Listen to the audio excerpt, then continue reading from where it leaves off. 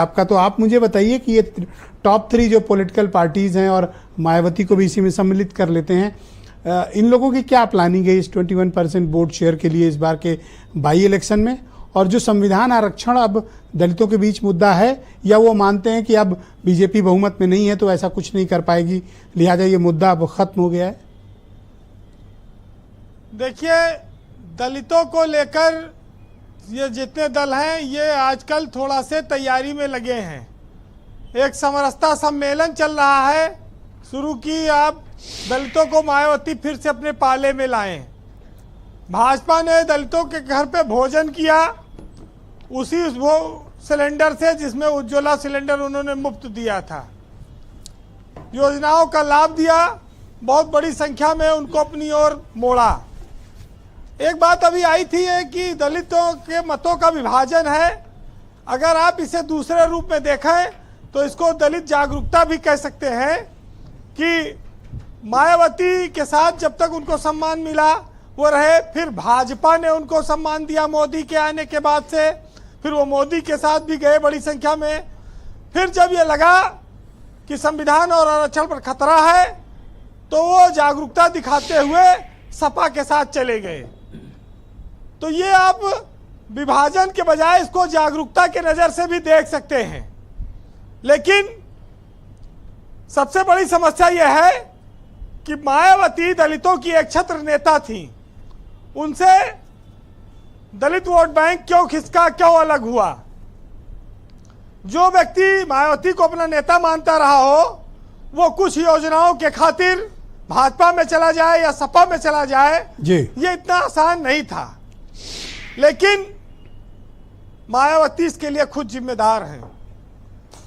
मायावती ने जो लोकसभा चुनाव लड़ने का अकेले फैसला किया, उसकी वजह से दलितों में एक मैसेज गया कि वो भाजपा को नहीं सपा को हराना चाहती हैं, लिहाजा उनके कैंडिडेट उसी तरह के आ रहे हैं।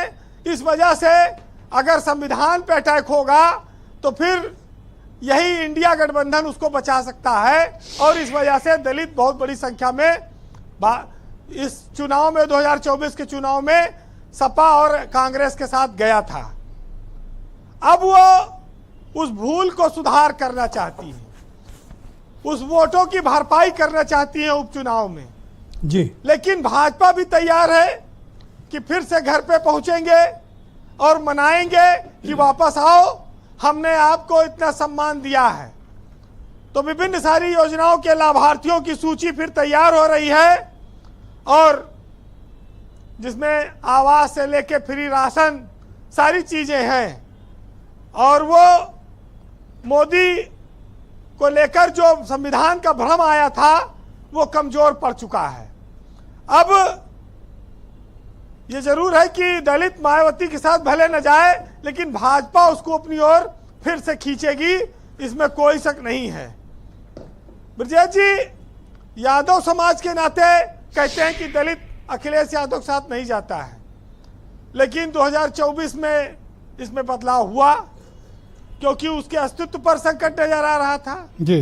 अब अवधेश प्रसाद कितना दलित वोट रोक पाएंगे और इतना आगे चलकर क्या वोट में वो कन्वर्ट हो पाएगा, ये देखना होगा। लेकिन महाराष्ट्र, झारखंड और उत्तर प्रदेश के उपचुनाव ये तय करेंगे कि आने वाले वक्त में यूपी में लड्डू बटेगा कि जलेबी चलेगी। ये चीजें अब सब तो मिठाई भी बट गई है, मैं तो देख रहा हूं। थोड़ा कीड़ा मकोड़ा आजकल ज्यादा लग रहे, बाहर खड़ा होना मुश्किल है जी। लेकिन कंक्लूड करें जी। लेकिन एक चीज जरूर कहना चाहूंगा कि इस देश में दलितों का वोट जिस महापुरुष के नाम पर, बाबा साहब के नाम पर सारी पार्टियां मांगती हैं, उनके आदर्शों पर जब तक कांसीराम जिंदा थे मायावती भी चलती रहीं। लेकिन अब मायावती के बाद मोदी ने यह कोशिश की कि अंबेडकर के सम्मान को बढ़ाया जाए, उनके पंच तीर्थों का जीर्णोद्धार कराया जाए। उसका कुछ हद तक फायदा भी मिला था बीजेपी को, लेकिन वो बहुत आगे नहीं जा पाया। बहरहाल 4 लाइनों में अपनी बात कहूंगा और समझिएगा जी। कि छुआछूत, भेदभाव, ऊंच नीच, ये व्यवस्था अभी खत्म नहीं हुई है। समय के साथ, चुनाव के साथ इसका इस्तेमाल राजनीतिक दल करते हैं कि हरदम तिल का ताड़ बनाया जाता है, मानव को मानव से लड़वाया जाता है, और राजनीति में रहजन को हर दिन यारो सूरज तारा चांद बनाया जाता है।